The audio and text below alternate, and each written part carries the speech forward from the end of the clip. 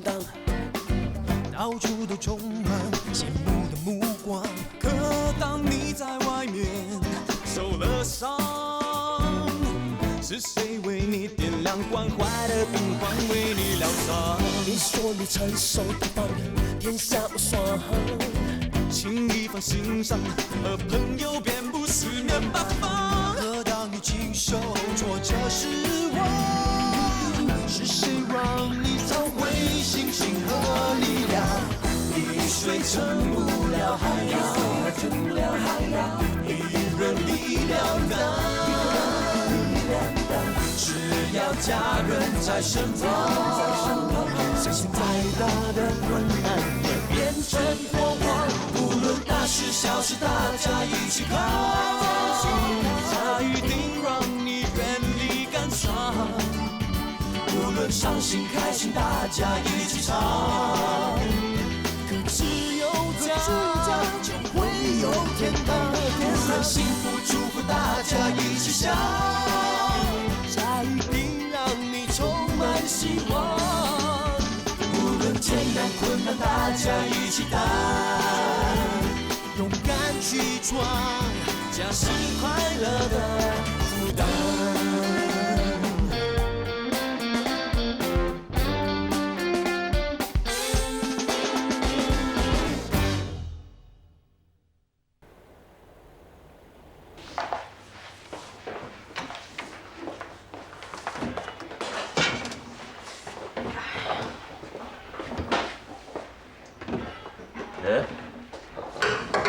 老板娘啊，你怎么了？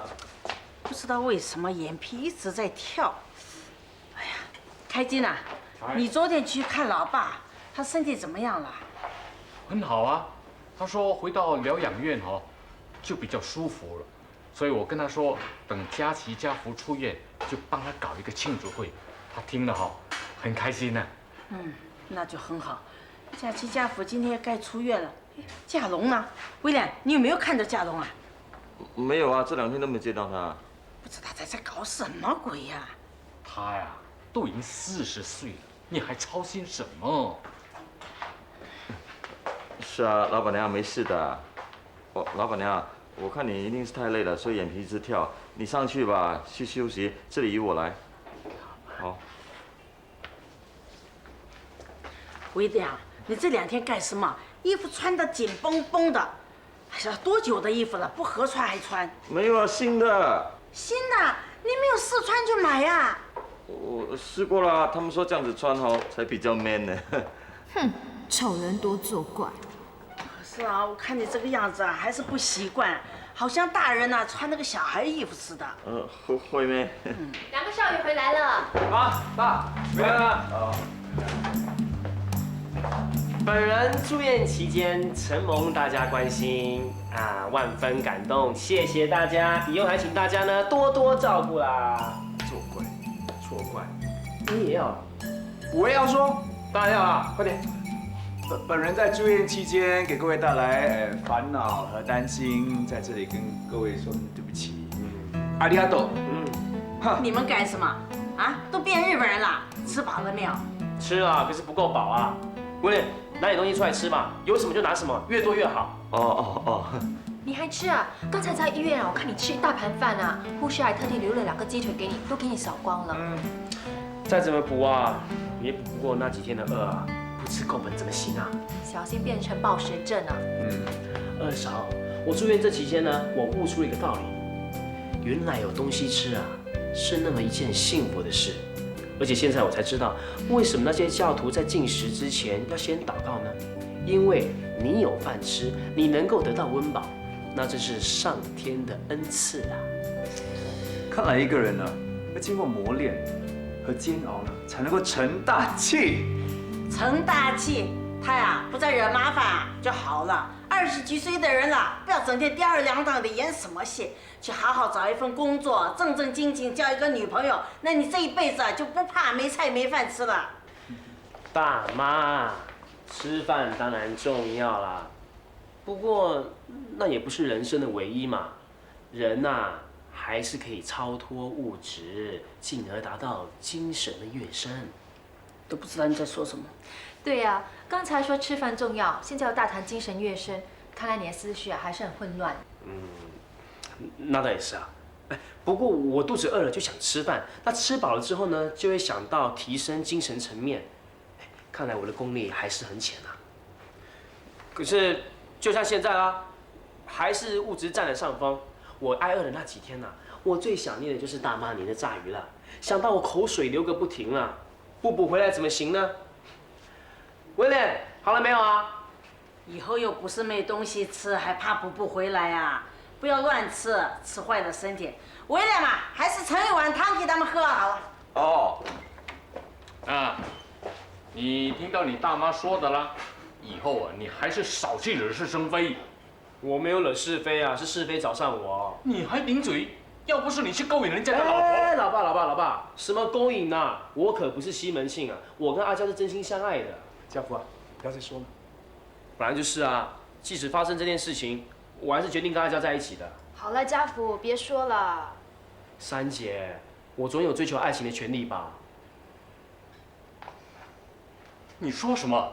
你刚从鬼门关回来，你就什么都忘了吗？老高那个变态啦，他有种的话呢，就再来找我。上次是因为我疏忽掉，那他有机可乘。再让我看到他的话，我一定痛打他一顿啊！你啊！爸，算了，爸讲你是为你好啊，你怎么这个样子呢？家福刚回来，让他喘口气。来啊，汤来了，家福一碗汤，佳琪也一碗汤。我也有啊。有，喝了快乐意的汤呢，就可以大吉大利、称心如意、快乐无比。哎，什么时候 William 变成这么会说话？不只会说话，穿着啊也变了。哎，你不说我还没有发现到呢。什么时候变得这么时髦，学人家穿这么紧的 T 恤？不过好像已经不流行了，你不觉得你稍微有点慢吗？慢一点无所谓啊，最重要是不要跟不上啊。哎，士别三日，刮目相看呢。我现在在学做生意嘛，嘴巴要甜一点，衣服也不能太老土嘛。学做生意，你在做什么生意啊？他有空的时候啊，帮佳琪卖童装。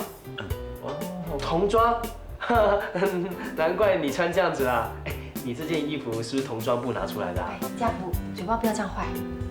没有啦，我是说威廉呢可以随着环境呢去调整自己。可是卖童装，你可以吗？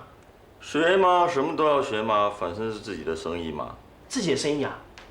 那你有投资哦？一点点。哎呀，这个佳琪啊，也真是四处在找人投资，尝过雅喜，现在又找威廉，我都跟威廉讲过别理他了。不会啊，佳琪做生意做得挺好的嘛。我们现在的服装生意啊，已经开始赚钱了。真的还是假的啊？我从来没有听说过大姐的生意有成功过的。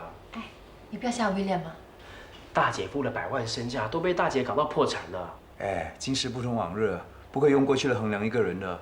或许大姐从过去的失败中呢，已经吸取到经验了。这次重新出击呢，可能带有斩获也说不定。佳琪可以的，我对她有信心。看来大姐有一位崇拜者哦。你叫他去死啦！哪有个地方啊，货物卖出去是可以退回的。size 不对，那也是他自己选的吗？我们有 size 就换给他，没有 size 拿什么换给他？钱呢是绝对不能退回的，其他款式也不能换。总之就是不行。阿哥，有些人呐，就是很难从失败中呢吸取教训的。人家说啊，顾客永远都是对的。你看他那种态度，怎么赚顾客的钱呢？哎，威廉啊，你的投资啊，我看简直就是啊，一江春水向东流啊。不会的，我还是那句老话，我对佳琪有信心。你跟他说老板不在，他再闹的话就叫警察。真是笨死了！前脚一大处啊，就整100个电话打来，这个也问，那个也问，我也不懂请个 sales 哥来干什么，连个无赖安迪都应付不了，真是笨蛋啊！人家要换衣服，不是给人家方便了，做生意要以和为贵，顾客永远都是对的。妈的，有些顾客很臭的，衣服拿回去穿几天，一句 size 不对，就要换个新的款式回去，那不是天天有新衣服穿吗？你说这世界上哪有这么便宜的事情啊？大姐，小心人家去 case 告你啊！告啊！不要说去消费人协会，就算上法庭告我，我也不怕的。大姐啊，做生意啊要和气生财啊，你这样子啊，怒气冲冲是生气不是生财啊。我看了，不如我们送一尊校服给大姐，希望她能够以孝来包容一切。是咯，等我成佛啊，就笑得出来。以你的性格啊，想要成佛啊，再修几百万年都难。也不是这么说啦，大妈。佛说顿悟，有没有听说过？放下屠刀，立地成佛。大姐要是突然悟了，那就是花开见佛了。什么是花开见佛啊？也就是说，从世间的每一草每一木，哪怕是小无沙子，你都能够看见全宇宙，也能够看见佛的清净世界。也就是说呢，你已经超脱了，你就可以呢自由自在的，没有任何东西呢可以绑住你。你要上天就上天，你要下地你就下地，你要去美国呢也不用坐飞机，转念之间你就到美国了。哇，那就太好了哦！你们看，威廉们都已经到那个境界了。家福，你不要整天胡说八道，害人不浅啊！你懂什么佛法？乱说一通，等一下给人家炮轰你就死啊！威廉，肚子饿，有没有东西吃啊？啊，都3点多钟了，你还没有吃啊？这样子下去不是办法，会饿坏肚子的。我忙得要死，哪有时间吃嘛？我自己去弄。哇，威廉，刚才我跟你要东西吃，你都没有这么紧张哎。现在你的速度比刚才快10倍啊！你为什么对我大姐这么好啊？我知道了，你知道她离了婚，所以你觉得你自己有机可乘，对不对？好心你不要胡说八道啦！你看啊，你把威廉吓坏啦！大姐，我是说真的啊。其实我觉得你现在看起来还是蛮年轻、蛮漂亮的啊，又有条件，该秃的秃，该凹的凹。我觉得你应该给你自己呢多一点机会，欢迎所有追求者。你要死了，该秃的秃，该凹的凹啊！你连腰姐豆腐也吃啊？我看是威廉想吃啊。家福，你不能说话哦。佳姐，你先喝汤，吃面包，我把鱼热一热啊。人家说啊，见过鬼怕黑，见过蛇啊怕神。我呢一心一意放在事业上，女儿身上，怎么说呢？还是面包重要。我宁可当女强人，也不想把时间浪费在感情上。男人呢，我是看透了，这个世界上啊，没有一个男人是值得信任的。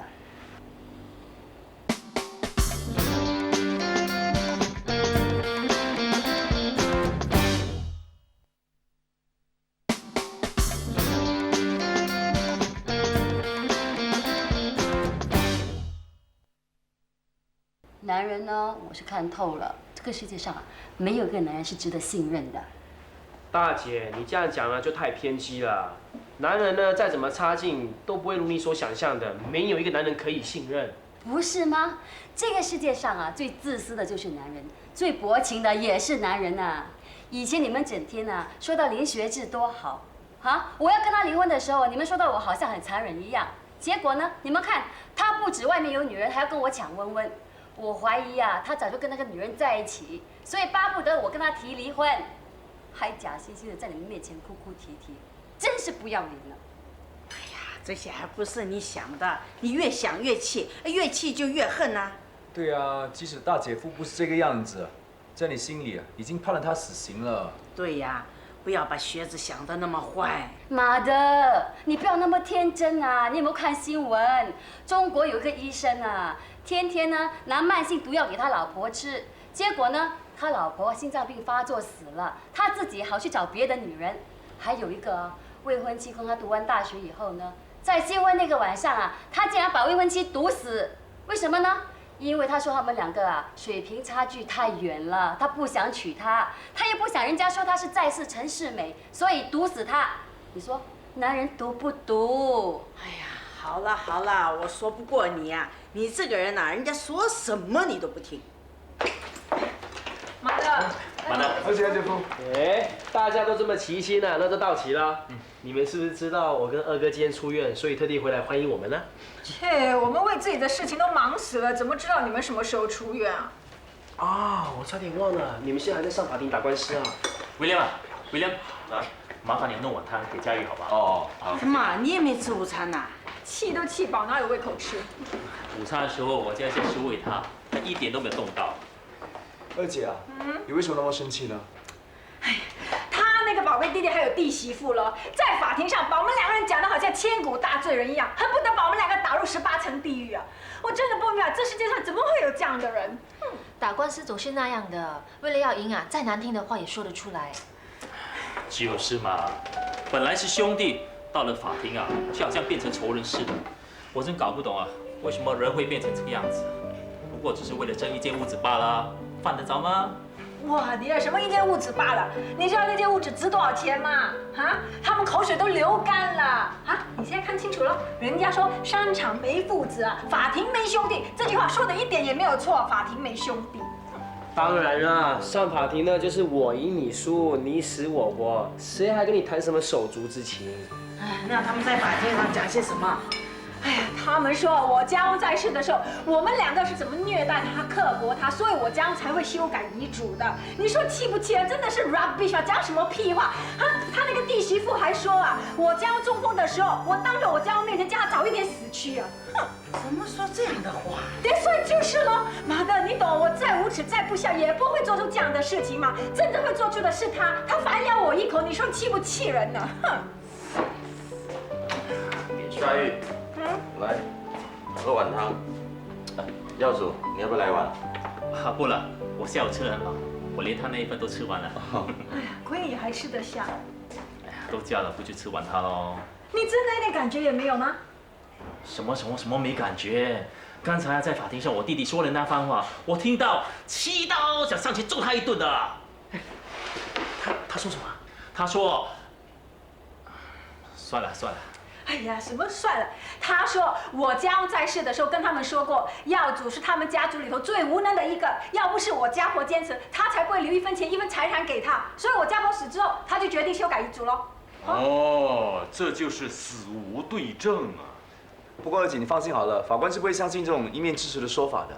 哎呀，可是那些听审的亲戚朋友啊，都受他们影响啊。休庭之后，一直瞪着我们两个人看，好像我们两个真的是不孝子不孝媳妇一样。好点哦。别说了，真是叫人太心寒了。亲兄弟竟然在法庭上说那些话来污蔑我们，这有什么奇怪啊？这个世界上本来就是这样的嘛，利字摆中间，情义放两边。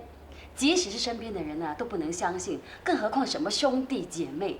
至于那些朋友啊、同事啊，如果你天真的去相信的话，那真是三个蛋哦。什么是三个蛋啊？那就是笨蛋、蠢蛋，还有早点去卖咸鸭蛋。哼，大姐，你为什么太偏激了？这世界上的确有为了争取利益而肯牺牲一切的人，但是你不可以以竹竿打翻全船人的。亲情还是很可贵的。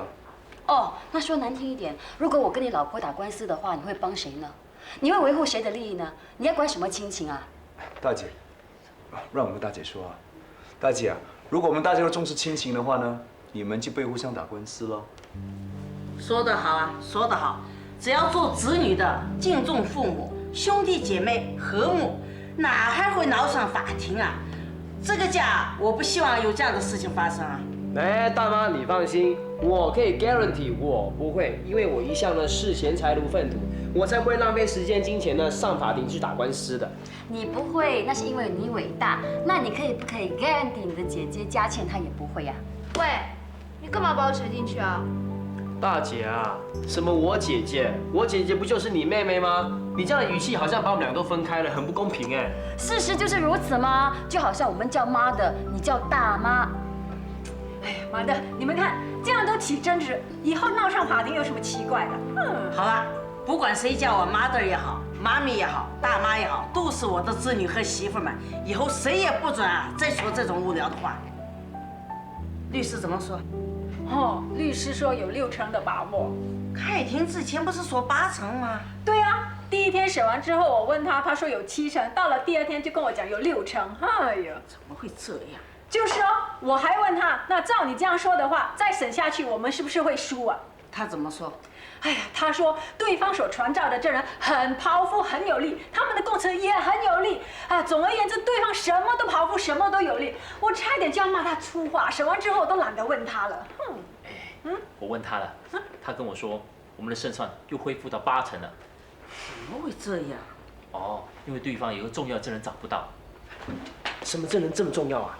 根据律师说，遗嘱必须在2名见证人见证下签署才有效的。现在只有一个见证人出庭作证，另外一个呢，到现在还不见踪影。所以啊，如果等到审讯结束之前还找不到那个人啊，或者他死去了，那我们的胜算却升高到90%了。那就好。二姐，那你可以放心吃东西了。切，律师的话可以相信吗？他们一时说一样，他们简直就是没有信心、没有把握的。法庭啊，一天没有判我们赢啊，我是吃也吃不好，睡也睡不宁的。二姐，顺其自然啊，不要给自己太大的压力啊。哎呀，不是的，最近我们两个人运气很差的，坏事一件接着一件来。店屋刚刚被烧掉，官司这边还没打完，他那边的兄弟姐妹又来跟我们争那块烧掉的地皮。哼，怎么了？你不要说他们要找到另外一张遗嘱啊。不是，是我将当年在遗嘱上面写着，如果我们把那2间店屋或者地皮卖掉的话，钱就要拿出来平分。可是你们都没有卖地。但算就是咯，地都还没有卖，他们都已经虎视眈眈，还说我们2个没有好好保护祖先的遗产，要我们把地交出来。那简直就是豺狼虎豹嘛！对咯，这些豪门子弟啊，个个都不是人呢。哎呀，我跟耀祖现在就惨了，我们2个四面楚歌。还好我已经做了最坏的打算。哎呀，不会的。那小时候阿公带我去看铁笔神算，那算命先生跟我说，我这一生都是好命。阿公啊，还叫我背他那2句诗呢。哪2句啊？背来听听。啊，富贵贫穷天注定，世人何苦力奔波。好，好诗。反正富贵贫穷天注定，那也不必强求了。二姐，二姐夫是天生富贵命，所以呢，你可以放心的，今天晚上就回家呢，枕头垫高一点，好好睡一觉就行了。算命这种东西怎么可以相信呢？我记得小时候阿公啊跟我们算命，我算出来的命啊是大富大贵、飞黄腾达、凤舞9天，结果我现在做的好像一只牛一样。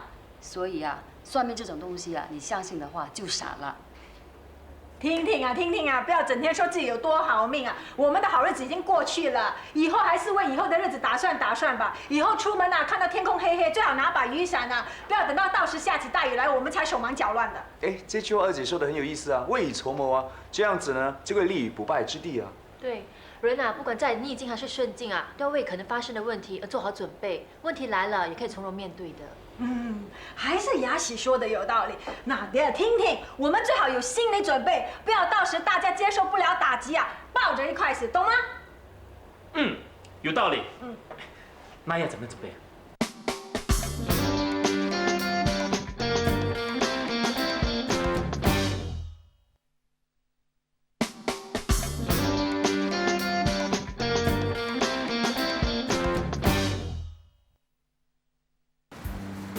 先从10块钱准备一顿晚餐开始。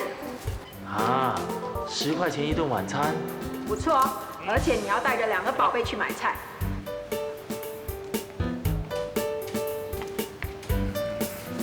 10块钱能买些什么呢？就是说了，10块钱拿去一次 Starbucks 都不够。我吃一个 Scoop ice cream 都要5块钱嘞。10块钱啊是不可能是一家人的，除非买快熟面。不行啊，妈咪说要让一家人吃得够营养。人就是说要有鱼、有肉、有菜。对啊。怎么可能？怎么办？怎么办？有办法了！什么办法？Daddy，你偷偷去 cash online 拿钱，那我们就可以去餐馆打包了。切！不行吗？当然不行啊！你妈咪说我们要买回去煮的，而且每样东西上面都要有标价。啊 ！Stupid idea！ 我 stupid， 你很 smart， 你去想啦！既然都来到这里了，就想办法买一些鱼啦、肉啦、菜啦回去咯。对啊，那我们先买什么呢？买鱼啦。鱼在哪呢？在那边。走吧。嘿，干嘛不走啊？我怕腥。Daddy， 我可以不要去吗？不行啊，我们现在是 on the same boat， 一定要一起行动的。我们现在是同在一艘船上，要齐心协力，不能临阵退缩的，要不然会被那风浪给打垮的。安娜，走吧，走啦。哇，这么多鱼，要买哪一种呢？我看买这种吧，小小的1块，一定很便宜。对哦，你要怎么拿呢？不会要自己用手拿吧 ？So disgusting。就是哦，好像很新耶。怎么会新呢对啊，小朋友，我们这里的鱼全部是新鲜的。 ？Sorry 啊，小孩子不懂事。啊 ，Excuse me， 里面那种夹子啊，夹鱼的夹子。你要什么鱼？这种鱼哦，小块的。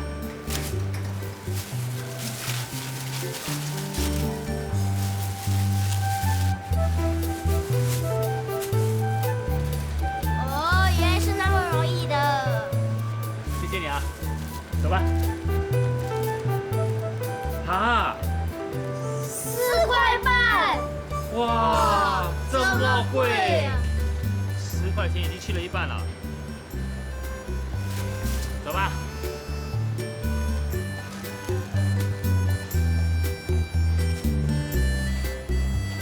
爹地，你看，原来菜这么便宜的，这么一大把才1块钱呢。对哦。爹地，这个瓜才2块钱，不知道是什么瓜。西瓜嘛。啊，爹地不是啦，西瓜是又大又圆。哦，那是冬瓜。不对，书本里的冬瓜是长长的、肥肥的。那也不是南瓜。哎呀，我们什么瓜都不懂，放回去不买了啊。哦。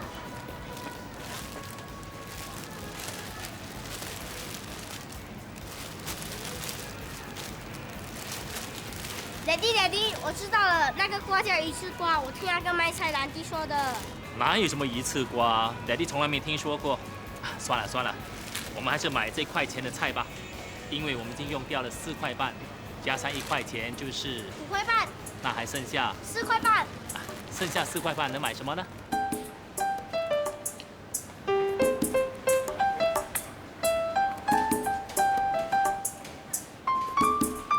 爹地，你看这份午餐肉啊，才2块3而已嘞。好。我这个才1块8而已。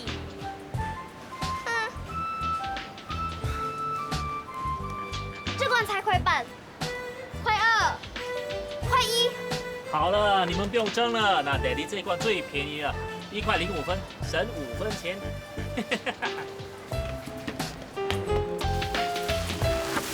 好重哦！原来你是那么重哎！现在你知道为什么你那么重了吧？因为啊，你天天都吃很多饭，是大饭桶。你才是大饭桶哎！好了，别起内讧了。那我告诉你啊，这些米已经算少了。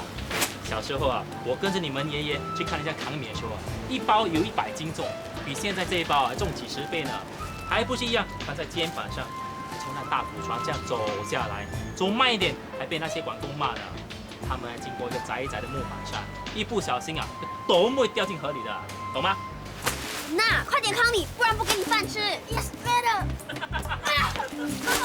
快去！哎呀，怎么样？啊，有没有受伤？你真没用啊，走不到2步就掉进河里。你自己扛啊，重死了。以前的工人啊，还不是一样这样扛，而且啊，他们1包米啊就有100斤重哎。所以我不要做工人，我要做大老板。哎，对呀，你爷爷也是这样告诉我的。但是可不是每个人都能当老板的，也要有人扛米，有人种米的。你爷爷说啊，扛米苦，种米更苦呢。一首唐诗他是这么说的：楚河日当午，汗滴禾下土。我知道，2句话有教过我。接下来是谁知盘中餐，有的后来呢？修行不由受读怒，是粒粒皆辛苦。Daddy 对不对？对。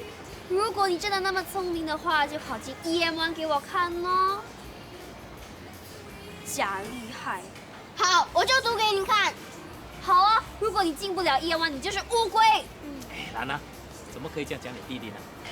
太翠啊，那如果你用功一点，进了 EM1，Daddy 奖励你3000块。5000。喂，你不要太过分呢。上次我进 EM1，Daddy 只给我1000块而已。Daddy 我不管，我要5000块。好，5000就5000。不公平，我要追回4000。那就给你4000哦，好。可是 Daddy， 如果像妈咪说的，你真的打输了官司，你还有钱吗？大叔，不会的，Daddy 不会输的。即使真的输了，Daddy 有投资生意啊，所以钱不是问题啊。耶！好了，我们去买米吧。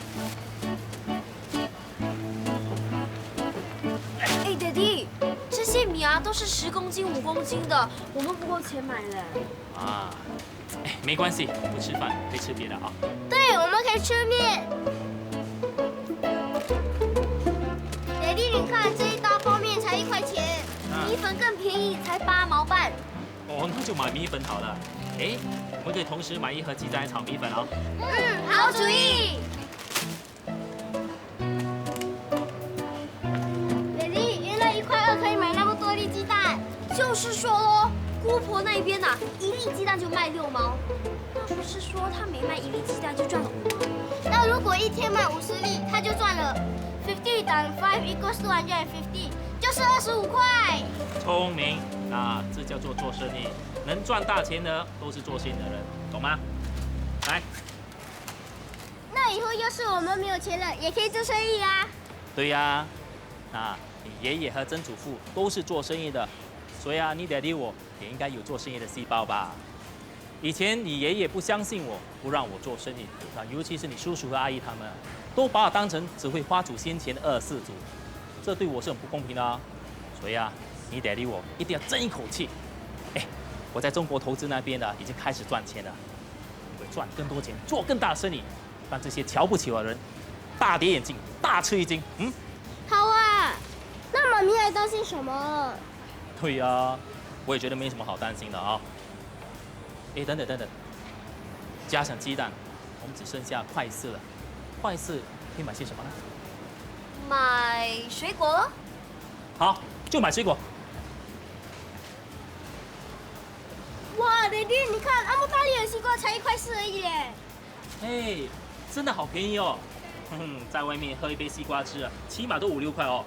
弟弟，我知道你可以做什么生意了，卖西瓜汁。不止卖西瓜汁，我们还可以卖鸡蛋。那我们就可以赚很多的钱了。对呀，其实赚钱并不怎么难哦。走吧。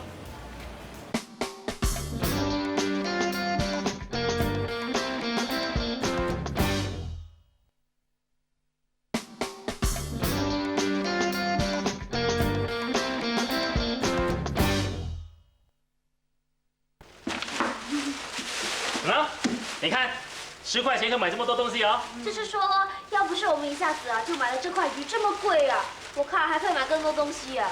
哎呦，你们真是的，妈这里鱼多的是，你们还去买1块鱼。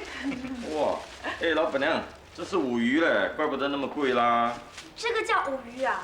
会跳舞的鱼怪不得那么贵啦。你现在懂了吧？哈，以前你每餐都要吃2条鲳鱼，还有高级牛肉鲍鱼的，那些食物啊比这条鱼啊贵几10倍呀。哇，那10块钱不是不够买？你10块钱就想买鲍鱼啊？我看你买鲍鱼壳还差不多。不过你们也算不错啦，妈咪还以为给你们10块钱，你们什么都不会买。不错的。哎，你们的孩子是金枝玉叶，吃的都是山珍海味，这样 cheap 的东西他们吃得惯吗？吃不惯也要吃下去啊。我是个敢面对现实的人，有钱就敢吃敢花，没有钱的时候也不怕人家知道，怕人家笑话。反正起起落落是人生常事嘛，跌倒了再爬起来嘛。不过我们也想过了，尝些苦头也不是件坏事啊，至少大家能够 wake up 醒醒啊哈。你现在当然是说的容易了，就好像亿万富翁啊，去客串1天当乞丐一样，不但不觉得当乞丐苦，反而是觉得又开心又好玩。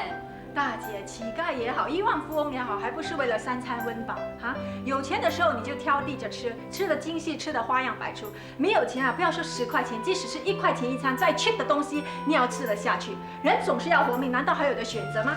即使我们这家真的沦落要去当乞丐，那也没有的怨啊。最重要是大家能够能屈能伸，我们大家要团结，有福同享，有难同当。即使穷，也要穷得开心，对不对？对，哎，来煮饭。来，我们上去炒米粉了哈。我切西瓜。大姐，需要帮忙吗？哎，好啊，帮我拿去烫一烫，那待会儿炒起来也比较容易熟啊。我很久没有下厨了，所以我请佣人一定要他们会煮。我最懒得下厨啊，尤其是我做好头发，一进厨房弄到整个头发都是油烟味啊，就气到爆炸。所以我们平时呢也很少在家里吃饭的。现在要我下厨啊，真的是还有点不习惯。我以前啊从来没有下过厨的，后来搬进来跟大家一起住啊，我的压力啊也特别大。有什么好压力的？现代妇女有几个会下厨的？哎呀，如果还要媳妇啊、洗衣、煮饭、抹地啊，那已经是个不实际、老古董的想法了。我以前就是给这种封建思想所害，被妈的逼得进厨房，才会煎啊、炒啊、炸的，弄到乌烟瘴气。妈一定是怕你嫁了之后被家婆嫌弃。也许是吧，不过现在这个时代啊，还有谁会怕家婆的哈？以前呢，媳妇就要看家婆的脸色，现在啊是家婆要看媳妇的脸色。现在这个社会有多少个媳妇像你啊，肯跟家婆同住？如果有男人还抱着这样的思想，肯定这一辈子都不用娶老婆了。所以我说啊，生小孩最好生个女的，生个女孩子呢又多了个女婿。生儿子啊，如果媳妇讨厌你，连儿子都要赔出去呢。那倒是啊，我就是一个女同事呢，跟她家婆吵了一架，就限制自己的老公呢不准回去父母家。结果那个做儿子啊，真的一整年不敢回去看自己的父母。Oh my god！ 你看，你说是不是？哈，媳妇不孝那也就算了，毕竟不是自己亲生的吗？连儿子也那么绝情，那真的是太没有天理了。不过讲是讲啊，新加坡有很多男人也是没有用的啦。二姐，你说太偏激了吧？哎，你不觉得新加坡女人比新加坡男人有本事的吗？新加坡男人啊，太缺少阳刚气了，又经不起考验，碰到事情就退缩。就像你那个女同事的老公一样啊，连老婆提出那么不合理的要求，他都不敢反抗，那还有个屁用啊！哼，如果以后啊，Patrick敢这样对我，我一定要他跟他老婆好看。哎，麻烦你拿个碟子给我。哦。我觉得Patrick还蛮听话的，倒是Lana有点叛逆，不过本性不坏啊。我相信啊，这两个孩子将来一定不会让你失望的。哎，我也希望啊。不过讲真的啦，我教小孩子没有大姐那么严。虽然我从小跟大姐八字不合，可是有时候又不能够不佩服她，把温温家庭那么好。你看看我家那两个宝贝，都被我跟耀祖宠坏了。讲真的啦，我真的是很担心，万一真的有一天我们变得一无所有。我家有3个宝贝，享受惯了，宠惯了。我呢又做了10年的太太，每天都有2个佣人使唤，平时不是shopping就是 SPA， 要不然就是喝high tea的。要我出来工作都不知道行不行啊！而且以前学过的本事啊，不是生疏就是不 update， 我看没有人会敢请我的哈。事情可能没有你想象的这么糟了。唉，雅喜，我也不怕老实告诉你，我没有看好这场官司的。虽然我口口声声说他弟弟手头上那份遗嘱可能是伪造的，可是我心里明白得很啊，那也很可能是真的。为什么？哎呀，因为我江中峰那段日子啊，性情变得非常的奇怪啊，动不动就骂人啊。耀祖就给他骂得最凶的一个，他整天说耀祖是他们皇家最没出息的。刚刚好，他那个跟我们打官司的弟弟从国外读书回来，我江就特别的喜欢他，还说以后的主业都要靠他。所以如果呢，后来我江真的有修改遗嘱，那也不是不可能的事。我想啊，我们的好日子真的是要过去了。幸好呢，我小时候有过穷日子啊。你也知道啦，小时候我们家境并不是很好哦，直到阿公开了快乐鱼，我们整天才有鱼肉吃的。可是后来法德又泡上了那个bug，就是家倩跟家福的妈的咯，搞到我们自己的妈的离家出走啊！哎呀，快乐鱼啊，给那个女人一搞啊，变成债台高筑，还差点关门大吉呢。结果我们又挨过了一段苦日子啊。直到马德回来之后，整顿快乐鱼，我们才可以重见天日的。哎，可是你看看，我家那3个大小宝贝，从来都没有吃过一点的苦啊！如果万一真的那天到来，我还是真的不敢想象啊。二姐，人是会随着环境的改变而改变的。你看，他们只拿了10块钱，还不是把采购晚餐的任务完成吗？而且还买了性质很多的。哎呀，讲是这样讲啦，无论环境变得怎么样，最重要是一家人那个团结哈。希望我们能够挨过这段日子啦哈。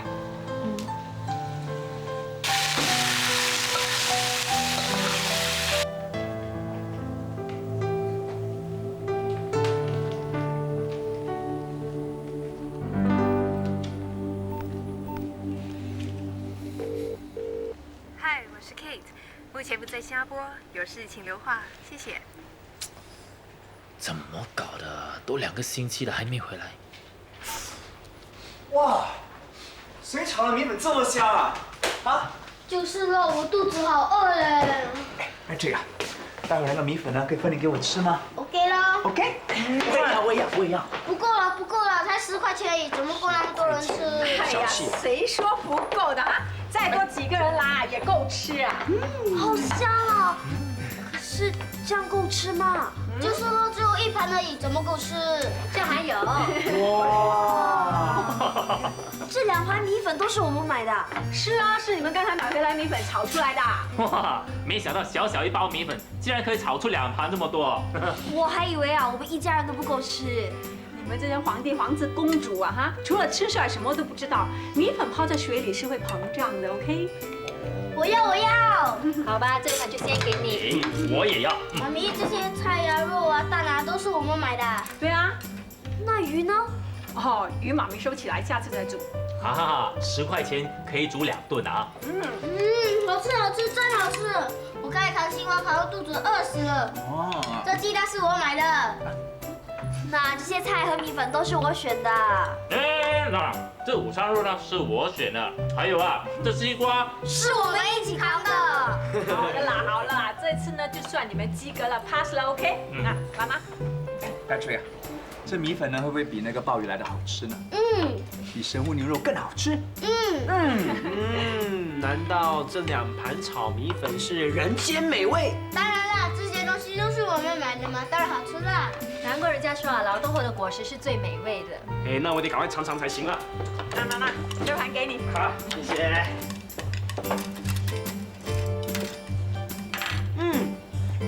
二姐，你真是宝到位了啊！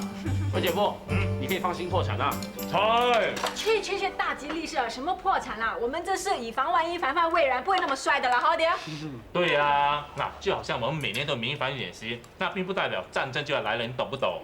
懂。哎，你这句话说得好，这叫做有恃无恐。What's the meaning？ 有得吃就不觉得恐怖了。都不对解释啊，害人不浅。有恃无恐的意思是说，有后台有靠山，什么东西都不用怕了。那 Patrick， 你的爹地妈咪这么有本事啊，什么东西呢都不用顾虑了。哦，我知道了，就像我们有好的政府，就什么都不怕了。Patrick， 你真是深藏不露哦，厉害！你将来肯定是部长的人选。还是当总理比较威风。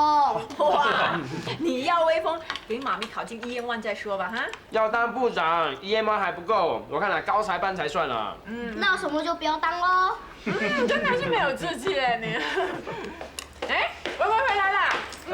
要不要吃炒米粉啊？好。你不是在学校吃过了吗？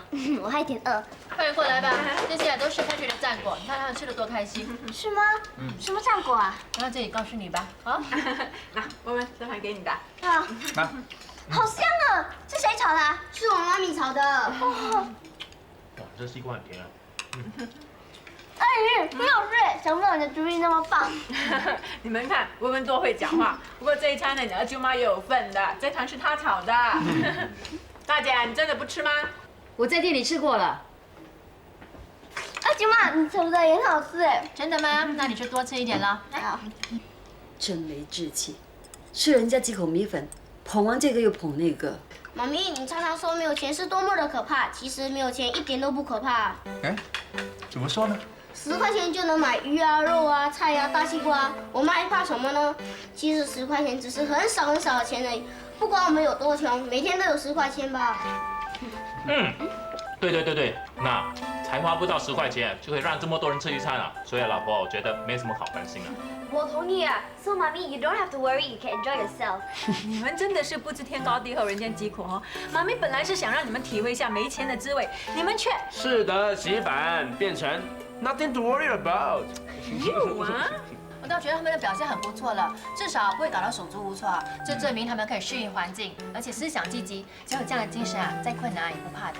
对，虽然呢我还不知道前因后果，可是我觉得二舅妈说的非常有道理。又拍马屁。